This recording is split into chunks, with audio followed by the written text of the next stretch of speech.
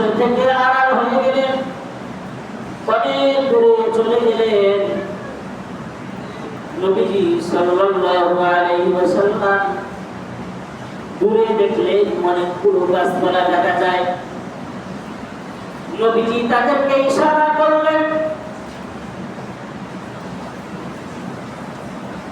ও গাছপালা, আমি আল্লাহর নবী, আমার হাজত, আমার প্রয়োজন রয়েছে, তোমরা আমাকে ঘেরাও করে নাও।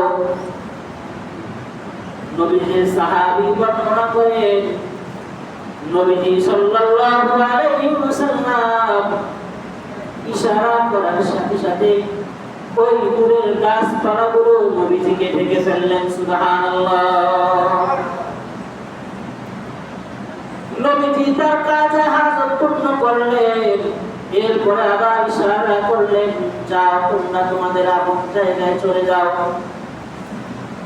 হাদিসের বর্ণনাকারী সাহাবী বলেন, নবীজি সাল্লাল্লাহু আলাইহি ওয়াসাল্লাম ইশারা করা মাত্রই ওই গাছপালাগুলো আবার নিজ নিজ জায়গায় চলে যায়। সুবহানাল্লাহ। শুধুমাত্র গাছপালা নবীজিকে ভালোবাসতেন এমন নয়, বরং এরকম অনেক রিওয়ায়াত আছে।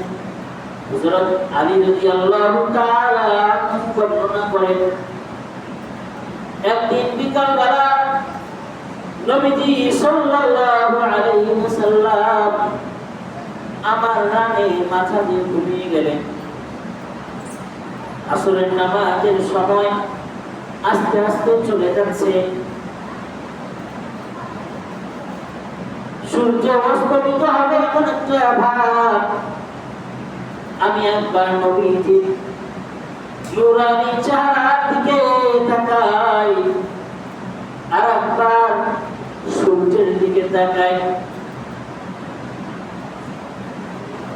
মাঝে মাঝে ভাবি, আজকে মনে হয় আসরের নামাজ কাজা হয়ে যাবে। নবী আলাইহিস সালাম দীর্ঘ সময় আরাম করলেন, বিশ্রাম করলেন, এরপরে নিজেই জাগ্রত হয়ে গেলেন।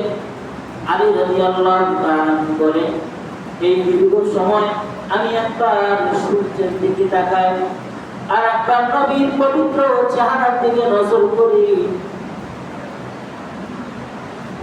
নবী আলাইহিস সালাম জাগ্রত হলেন।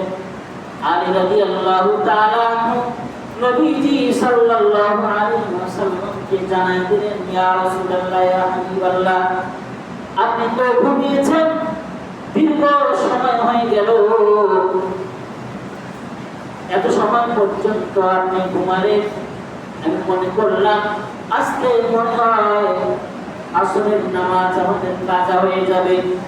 নবী আলাইহিস সালামকে আলী রাদিয়াল্লাহু তাআলা ঘটনা বলে বললেন, আমি একবার আপনার দিকে তাকাই, আর একবার ওই সূর্যের দিকে তাকাই, দেখি সূর্য ডুবে যায় কিনা, সূর্য অস্তমিত হয়ে যায় কিনা। নবী আলাইহিস সালাম বলেন, ও আমার ভাই আলী, যেই আল্লাহ আমাকে নবুয়ত দিয়ে সৃষ্টি করেছেন, সেই আল্লাহ কিন্তু সূর্যকে সৃষ্টি করেছেন।